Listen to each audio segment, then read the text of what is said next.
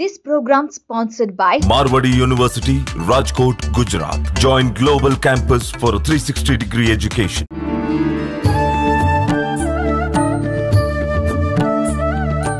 నమస్కారం, welcome to I dream. ధర్మ మార్గం కార్యక్రమానికి స్వాగతం. నేను మీ విజిత. ప్రస్తుతం మనతో పాటు ఉన్నారు ప్రముఖ ఆధ్యాత్మికవేత్త, దత్త ఉపాసకులు, గణపతి ఉపాసకులు మురళీధర శర్మ గారు. ఇప్పుడు వారితో మాట్లాడి మనకున్న సందేహాలన్నింటినీ నివృత్తి చేసుకుందాం. నమస్కారం గురుగారు. మహాదేవ శ్రీమాత్ర నమః. గురుగారు, శ్రావణ మాసం రాబోతోంది. శ్రావణ మాసం అనగానే మనందరికీ కూడా ఒక పండగ వాతావరణం మొదలైనట్టే. ప్రతి రోజు కూడా ఒక విశిష్టమైన రోజే మాసం అంతా. మరి అంత గొప్పనైన మాసాన్ని మనం ఏ రకంగా ఉపయోగించుకోవచ్చు అంటారు? ఎటువంటి పూజలు చేస్తే బాగుంటుందంటారు? ముఖ్యంగా ఎక్కువగా శ్రావణ మాసం అనగానే అమ్మవారి ఆరాధన ఎక్కువగా చేస్తూ ఉంటాం. అమ్మవారితో పాటు ఇంకా ఏ దైవాన్ని ఆరాధిస్తే బాగుంటుంది? ఏ దైవము అనేటువంటిది లేదు. ఎందుకంటే సృష్టికి మూలం అమ్మ కనుక అమ్మవారిని తప్పించి వేరేది ఏదీ లేదు కనుక ఇక్కడ. కానీ హరిలేని సిరి అయితే రాదు 100% కూడా. కనుక ఇక్కడ పార్వతీ పరమేశ్వరుడా లేదా ఆ యొక్క వెంకటేశ్వర స్వామి, లక్ష్మీదేవి మీ ఇష్టం. మీరు ఎవరిని కొలుచుకుంటారో కొలుచుకోండి, కానీ ఇద్దరిని కొలవాలి, ఇష్ట దైవాన్ని. ఇక్కడ మనకు విశేషంగా శ్రావణ మాసం అంటేనే ఇంట్లో ఉండేటువంటి స్త్రీలకు ఎంతో కూడా విశేషకరమైనటువంటి రోజులు ఇవన్నీ కూడా.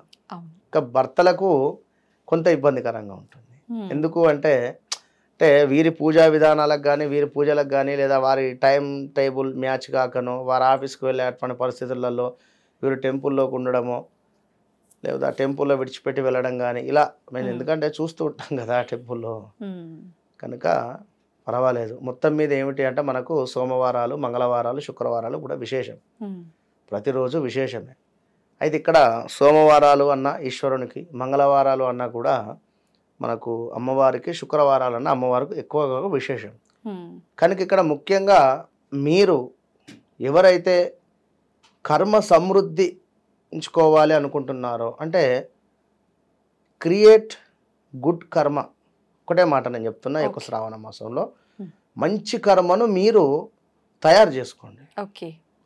ఇన్ని రోజులు గడిచిపోయినవి ఓకే, కానీ మరి ఒక్క శ్రావణ మాసంతోనే మీకు మంచి కర్మ వస్తుందా అంటే అది నేను చెప్పలేను, రాదు అని మాత్రం చెప్తా. ఎందుకు అంటే 41 రోజులు ఒక దీక్ష అనేటువంటిది ఎందుకు ఉంటుంది? మన లోపల ఉండేటువంటి ఏమున్న కోరికలు కానీ మరొకటి కానీ అందులో నుండి కొంత పరమాత్మను చేరుకునేటువంటి యూనివర్స్ను కనెక్ట్ కావడానికి ఒక 41 డేస్ అట్లా టైం పడుతుంది. ప్రతిరోజు జపం కానీ, ధ్యానం కానీ, ఇలా మెడిటేషన్ కానీ చేస్తూ ఉంటే ప్రకృతికి మీరు కలిసేటువంటి విధంగా ధ్యానం చేయాలి. ఈ శ్రావణ మాసంలో మీరు ఖచ్చితంగా కూడా ఒక 3 సోమవారాలు, 2 శుక్రవారాలు, ఓకే, 3 సోమవారాలు మధ్యలో 2 శుక్రవారాలు, ఇట్లా సెలెక్ట్ చేసుకోండి. సెలెక్ట్ చేసుకొని 3 సోమవారాలు మధ్యలో 2 శుక్రవారాలకు సంబంధించి విశేషంగా కుంకుమార్చన జరిపించండి.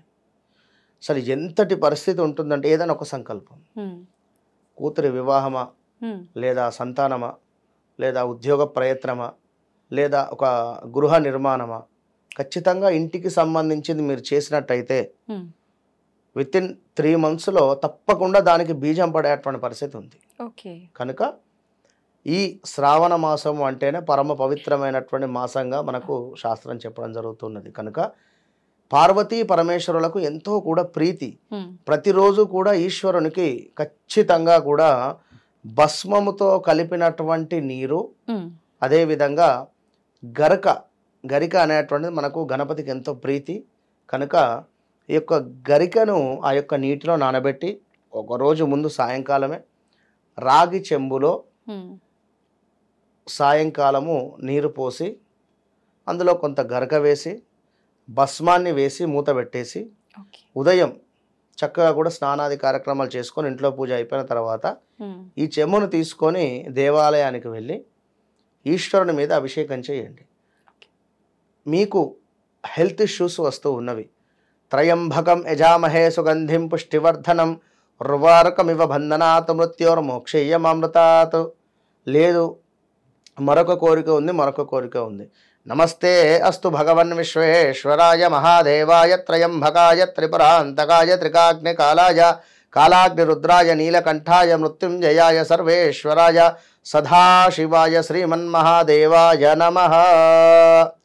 ఈ మంత్రాన్ని గూగుల్లో కొట్టినా వస్తుంది, వినొచ్చా? 100%. చదవండి. విన్నదానికి చదివిన దానికి తేడా ఉంటుంది కనుక ఈ మంత్రాన్ని చదువుతూ కూర్చొని గుళ్ళో ఈశ్వరుని ముందు ఆ రాగి కలశం మీద చేయి పెట్టండి. చేయి పెట్టి ఒక 11 సార్లు చెప్పండి. ఆ మంత్రం కానీ ఈ మంత్రం కానీ చెప్పి ఆ చెమ్మును తీసుకొని అభిషేకం చేసి చక్కగా కూడా అభిషేకం చేసిన తర్వాత వచ్చే ఆ ఈశ్వరుని దగ్గర నుండి వచ్చేటువంటి ఆ యొక్క నీటిని చక్కగా కూడా తీసుకొని ప్రసాదంగా స్వీకరించండి. ఓకే, విన్నారా? ఇట్లా 3 సోమవారాలు 2 శుక్రవారాలు చేసుకోండి. ఇక ప్రతి మనకు ఈ యొక్క శ్రావణ మాసంలో 2వ మంగళవారం ఏదైతే ఉందో అది మంగళగౌరి వ్రతంగా చెప్పడం జరుగుతున్నది. ఇక మనకు శుక్రవారాలు ఉన్నవి. విశేషంగా కూడా శుక్రవారాలకు సంబంధించి కూడా ఎక్కువ కూడా అఖండ కుంకుమార్చన. ఎక్కడైనా అమ్మవారి దేవాలయం ఉన్నట్టయితే అక్కడ ఈ నెల రోజులు కూడా కుంకుమార్చనకు మీ యొక్క గోత్రనామాలు చెల్లించుకోండి. కుంకుమార్చన మీ నిత్యార్చన లేదా ప్రతిరోజు కుంకుమార్చన అక్కడ ఉండేటువంటి బ్రాహ్మణుడితో కానీ గురువు గారితో కానీ మాట్లాడుకొని చక్కగా కూడా కుంకుమార్చన ప్రతిరోజు జరిపించండి. లేదా శ్రీచక్రార్చన ఉందా, అమ్మవారికి అభిషేకం ఎట్లా ఉంటుంది అని ఒకసారి అక్కడ కనుక్కొని ఖచ్చితంగా శ్రావణ మాసంలో ఎంతో కొంత సేవ రూపకంగా మాత్రము మీ యొక్క టయాన్ని దేవాలయానికి వీక్షించండి. లేదా ఇది కాకుండా కూడా అన్నదానం జరుగుతుంది ఎక్కడైనా, మీకు తోచిన సహాయం చేయండి. లేదా సేవ చేసుకోండి, దాన ధర్మాలు సేవ చేసుకోండి. ఇప్పుడు చాలా మంది ఆడవాళ్ళు ప్రతి నిత్యము ఈ నెలంతా కూడా దీపారాధన చేయాలని చెప్పి దైవారాధన చేయాలని చెప్పి అనుకుంటారు కదా గురుగారు. వాళ్ళు ఇంట్లో ఆహార నియమాలు కూడా పాటించాలి అని అంటుంటారు కదా. ఎలాంటి ఆహార నియమాలు పాటించాల్సి ఉంటుంది? ఖచ్చితంగా ఎలాంటి ఆహార నియమాలు అంటే నాన్ వెజ్ కావచ్చును, కొంచెము ఇలాంటి మెయిన్ అవి. ఫాస్టింగ్ అంటేనే అది. అంటే నా దృష్టిలో ఫాస్టింగ్ అంటే ఖచ్చితంగా కూడా ఇవి నాన్ వెజ్ కావచ్చును, కొంత వాటికి దూరంగా ఉండి 2 పూటలా భోజనం చేసినా తప్పులేదు. మనం ఇప్పుడు ఏమవుతుంది అంటే దానివల్ల శరీరం అనేటువంటిది ఒక రాక్షస రూపానికి వెళ్ళిపోతుంది. విన్నారా? కనుక సాత్వికం అంటే సాత్వికంగానే ఉంటుంది. ఇప్పుడు ప్రతిదానికి అరుస్తూ ఉంటారు కొందరు. అరవడం వాస్తవానికి దానివల్లనే వస్తుంది ఆ తత్వం. కనుక ఎంత సాత్వికంగా ఉంటే ఎంత ప్రేమ గుణం ఉంటుంది మనము. కనుక అమ్మవారు ఎంత ప్రేమగా ఉంటుంది. కనుక అదే విధంగా ప్రతిదానికి స్పందించకూడదు. సరే ఓకే, ఏదో పిల్లవాడు నీరు పారబోసాడు, మనం ఏదో అరిస్తే ఆ నీరేం తిరిగి రావు, లేదా ఎవరో ఇంకేదో చేశాడు. కనుక కొంచెం మెచ్యూరిటీగా ఆలోచించుకొని ఉండండి. ఇంట్లో ఫస్ట్ మౌన వ్రతాన్ని పాటించండి. ఈ శ్రావణ మాసం మొత్తం మీరు దేవాలయానికి వెళ్ళకుండా పర్వాలేదు, కానీ ఇంట్లో గొడవలు, ఈ చికాకులు ఇక్కడి అక్కడ అక్కడి ఇక్కడ వీరికి గొడవలు పెట్టియడం వారికి గొడవలు పెట్టియడం కాకుండా ముఖ్యంగా మనసులో ఒకటి బయటికి ఒకటి అలా ఉండకుండా ఎదుటి వ్యక్తిని మర్యాదపూర్వకంగా మాట్లాడుతూ కొంత వారికి కూడా గౌరవం ఇస్తూ మనము గౌరవం స్వీకరిస్తూ ఉండాలి. ఇప్పుడు మీరు ఒక పొజిషన్లో ఉన్నారు, మిమ్మల్ని వారు తిరిగి అనలేరు కావచ్చు ఒక మాట. మీరే మీ ఇంట్లో పని మనిషిని ఎటుపడతారు తిట్టారనుకుందాం, తను బయటికి అనలేదు కానీ లోపలైతే అనుకుంటుంది కదా. ఎప్పుడైనా కూడా లోపల పెట్టుకున్నటువంటి సంకల్పమే తొందరగా నెరవేరుతుంది ఇక్కడ బయటికి అన్నదానికంటే. కనుక వద్దు, ఎవరిని మనం మాట అనవద్దు, ఎవరితో మనం మాట పడవద్దు. కనుక చక్కగా నిష్టగా ఉండండి, అమ్మవారి ఆరాధన చేయండి. మరొక వీడియోలో అద్భుతమైనటువంటి దీపారాధన గురించి చెప్పుదాం. శ్రావణ మాసంలో ఎలాంటి దీపారాధన చేస్తే ఎలాంటి ఫలితం ఉంటుందనేది. ఓకే, తప్పకుండా గురుగారు. ధన్యవాదాలు. మహాదేవ.